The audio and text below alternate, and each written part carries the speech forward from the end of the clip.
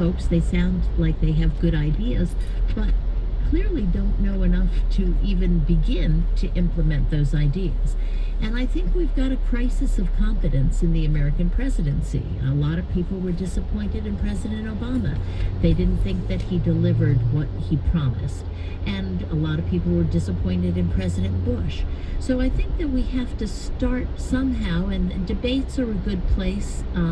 Maybe some more involvement by actual political people, party leaders in the debate process might be a good idea. Debates are a way to start testing the candidate's knowledge of the government itself, and can you do this? Yes, you're going out and you're selling America on this great idea.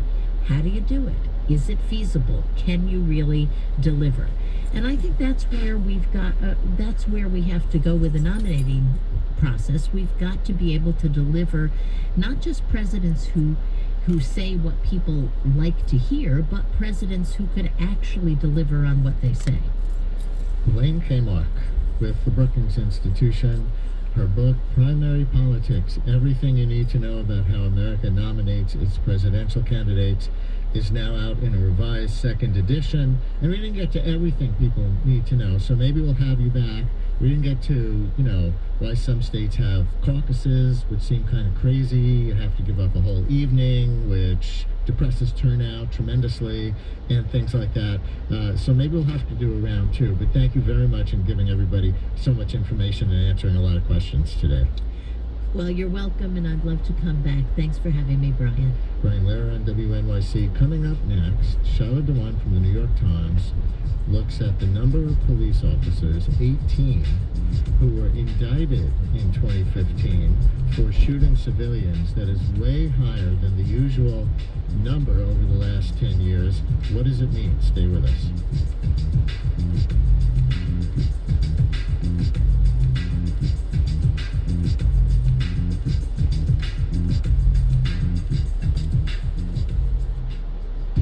Geopolitics in the new year.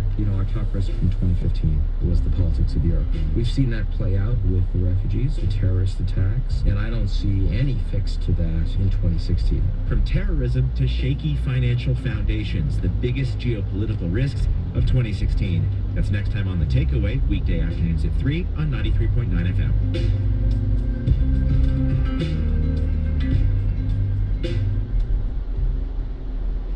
WNYC support comes from LV Wood, manufacturers of bespoke wood flooring. Bespoke wood floors are made to order and are all made in the USA. The New York showroom at 24 West 20th Street is open to the public. More at lvwood.com. The Charles H. Repson Foundation, because a great city needs an informed and engaged public. More information at repsonfoundation.org. WNYC is a media partner for the New York Moth Story Slam, a storytelling competition featuring stories with the theme Dedication, tonight at the Bell House. Details at themoth.org. And today on the Leonard Lopate Show, a look at life inside an isolated refugee settlement in northern Kenya. Plus, find out what's going on at this year's Under the Radar Festival at the Public Theater. That's today at noon on WNYC.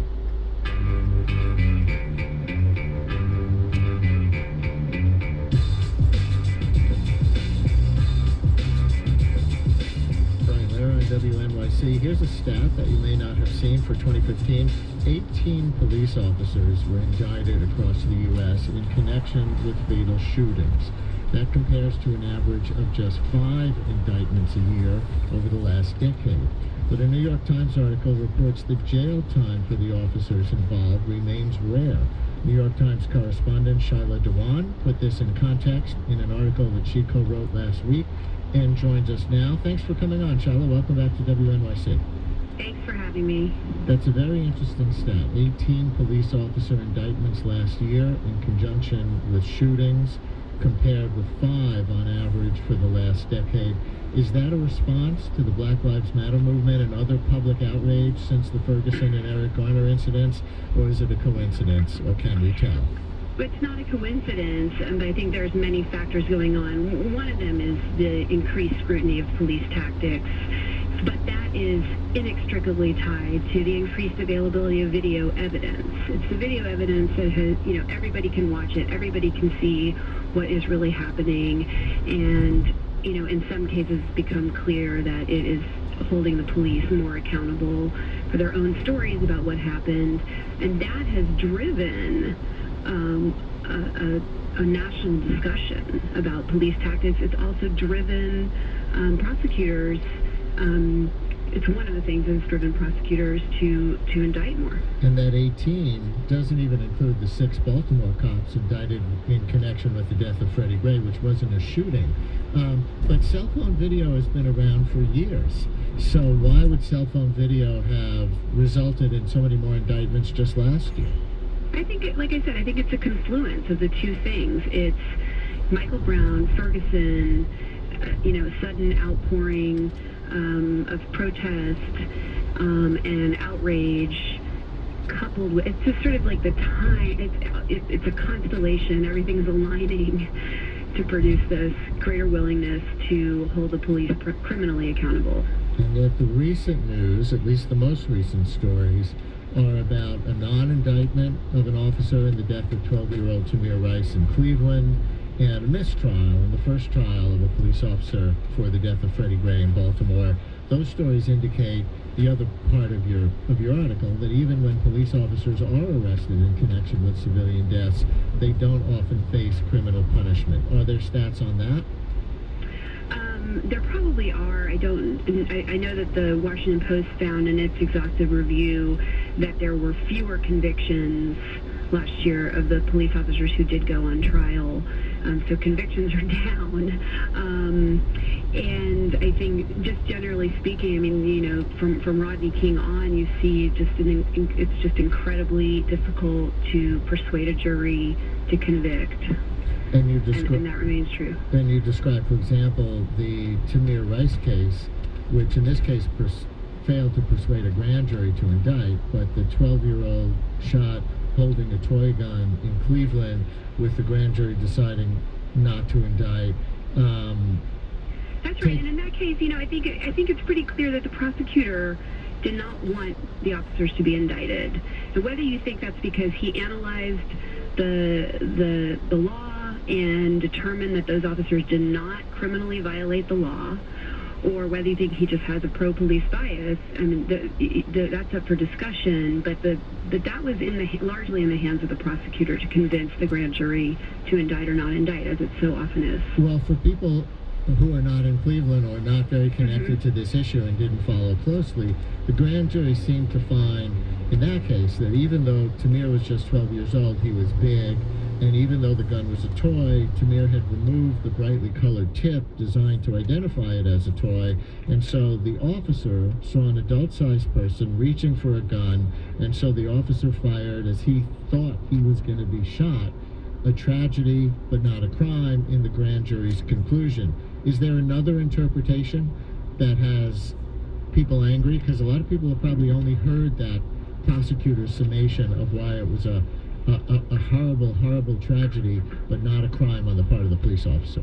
Well, I think the other interpretation goes to tactics.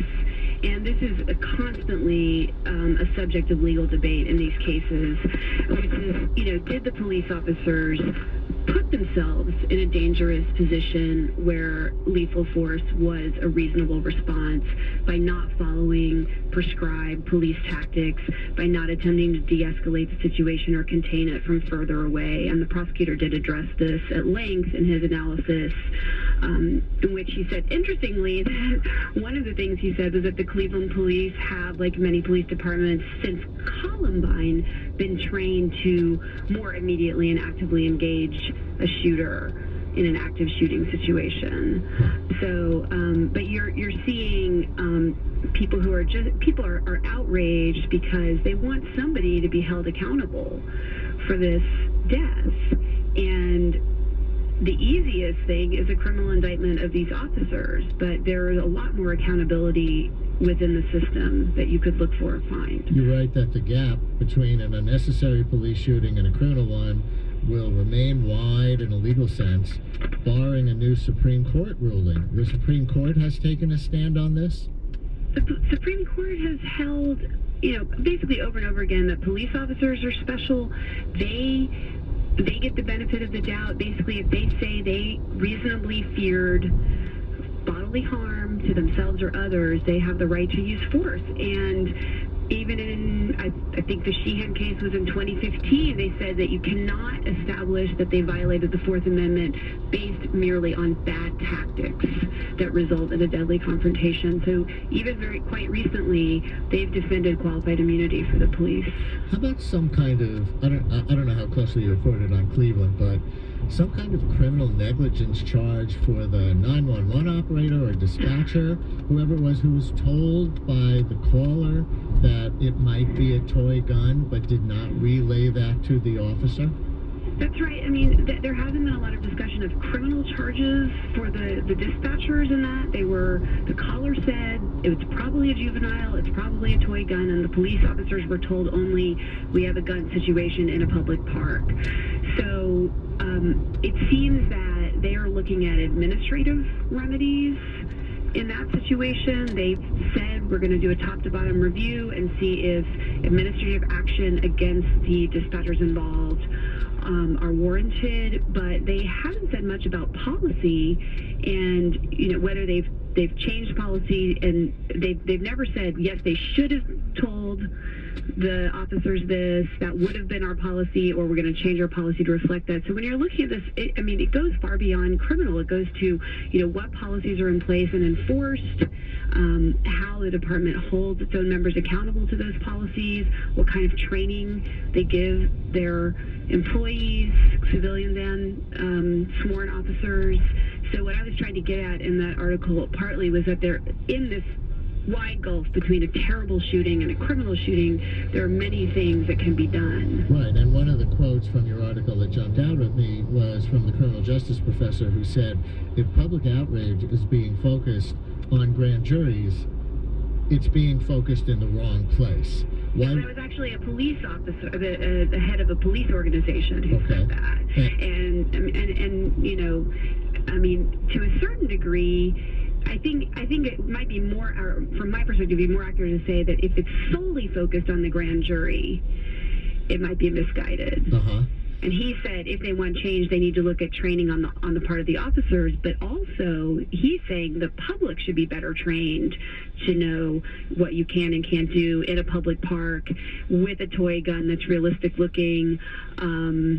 He's basically saying it's totally unreasonable to think that a police would respond in any other way faced with something that looks like a gun in a public space. So you can agree with that or not.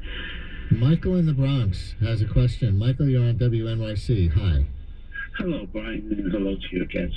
The question I have for your guests is that with this repeated pattern of injustices, even with the video camera that's clearly showing the wrongdoing, it's not possible or probable that you have certain individuals, such as, say, police unions or officials, such as a mayor or a prosecutor like the one in Ferguson, that is leaning on the scales of justice in favor to protect those particular police officers. So sure, you could say that. You could definitely. I mean, for example, like I said, it's clear in Cleveland that the prosecutor did not want those police officers to be indicted, but that could rest on his clear-eyed interpretation of the law as he saw it.